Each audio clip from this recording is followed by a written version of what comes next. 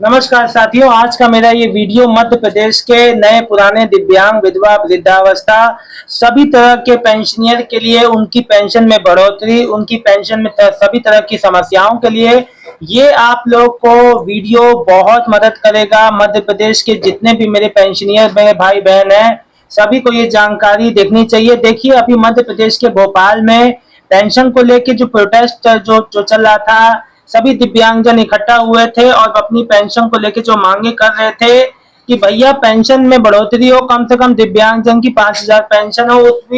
उस भी आंदोलन से, उस भी प्रोटेस्ट से अभी तक कुछ नहीं हुआ। सरकार की नींद अभी तक नहीं खुल रही है, न केंद्र सरकार की, न राज्य सरकार की।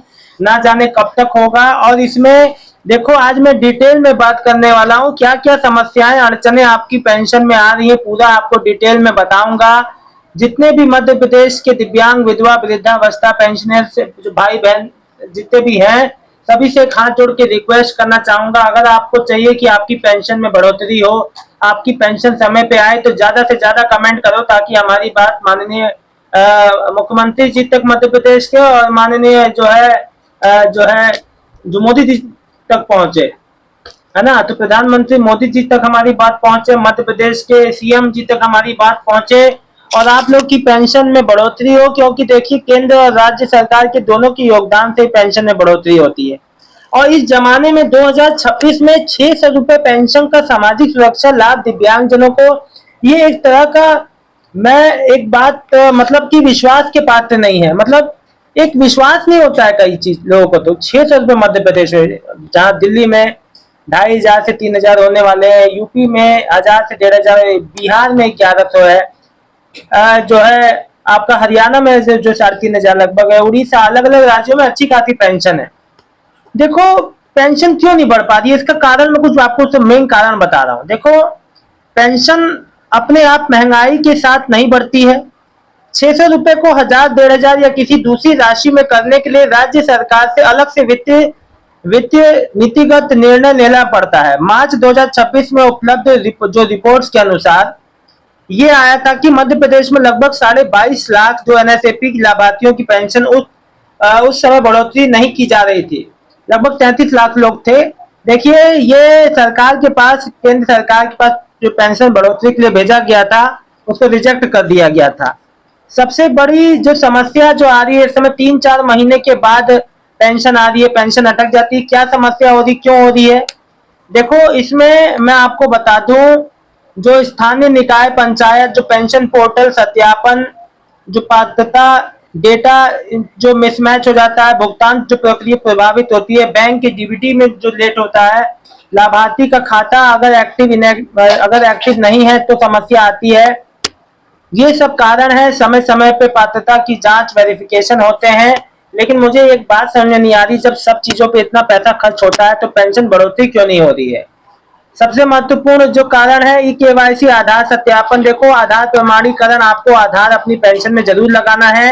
जिन किसी का पेंशन में आधार नहीं लगा है, देखो, मध्य प्रदेश सामाजिक न्याय विभाग ने पेंशन योजनाओं में ई केवाईसी कराने के संबंध में, ई केवाईसी बहुत जरूरी है भैया। इसका मतलब यह है कि विभाग में केवल पुराने रिकॉर्ड आधार पर भुगतान नहीं जो करना चाहता, बल्कि यह सुनिश्चित भी करना चाहता है कि व्यक्ति वास्तव में पात्र है, आधार पहचान सही है, रिकॉर्ड में कोई गड़बड़ी तो नहीं है, कहीं उसकी डेथ तो नहीं हो गई है पेंशनियर की, डुप्लीकेट लाभार्थी तो नहीं है, बैंक में डीबीटी रिकॉर्ड सब सही है। और देखो, बैंक खाते से जो जुड़ी समस्याएं होती है वो भी मैं आपको बताता हूँ, चेक कर लेना। अपनी तरफ से सारी चीजें आप लोग देख लिया करो, कहीं अपनी गलती ना हो।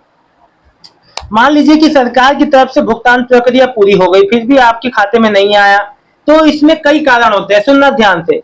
बैंक खाता बंद है, खाता गलत दर्ज हो गया है, खाता नंबर में गलती है, जो कि देखो, खाता नंबर दर्ज होने का तो मतलब ही नहीं, क्योंकि अब डीबीटी के माध्यम से आधार बेस्ड पेमेंट आ रही है।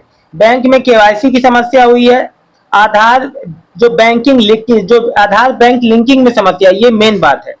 डीबीटी एनपीसीआई में मैपिंग नहीं हुआ है, खाता इनएक्टिव है, तो पैसे लाभार्थी के खाते में सफलतापूर्वक नहीं पहुंचेंगे। ठीक है, इसलिए केवल यह देखना जरूरी नहीं कि पेंशन अप्रूव हो गया, आपको यह भी देखना है, बैंक में जाके ये सब बातें क्लियर कर लेनी है कि मेरा सब सही है ना।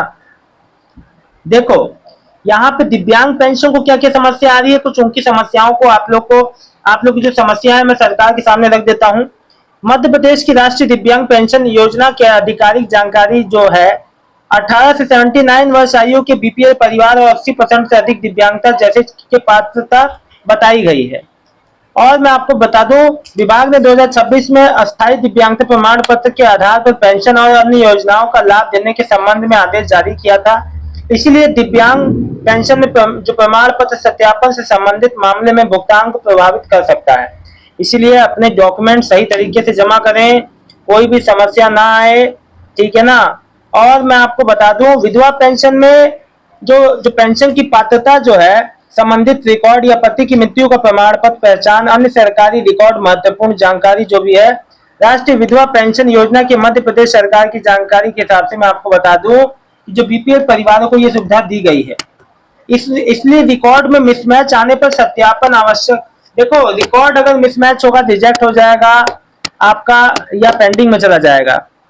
वृद्धावस्था पेंशन, देखो एक बात आपको बता दूं, कोई भी वृद्धावस्था पेंशन हो, कोई भी हो, जहां जहां आपके जो डॉक्यूमेंट में कोई दिक्कत हुई तो समस्या हो जाएगी। पहली किस्त वालों को भी ये मैं बात बता रहा हूं, ठीक है। देखो, मध्य प्रदेश में पूरी जो पेंशन व्यवस्था है वो जो समस्याओं से घिरी हुई है, समय पे पेंशन नहीं आ रही है ना। इसमें जो कई तरह की समस्याएं हैं कई लेवल पे, मैं आपको बता दूं कि इसमें आवेदन जो लेने जो है, आवेदन से लेके अप्रूवल तक, पेंशन जो पोर्टल पे जो रिकॉर्ड्स है, ई केवाईसी सत्यापन है, भुगतान का जो डेटा तैयार होना है, भुगतान जो प्रक्रिया है, इसमें समय पे काम होना चाहिए। खाते में जो राशि आती है बैंक में डीबीटी की, तो पीएफएमएस के माध्यम से सब कुछ समय पे होगा, तभी भुगतान भी समय पे आएगा।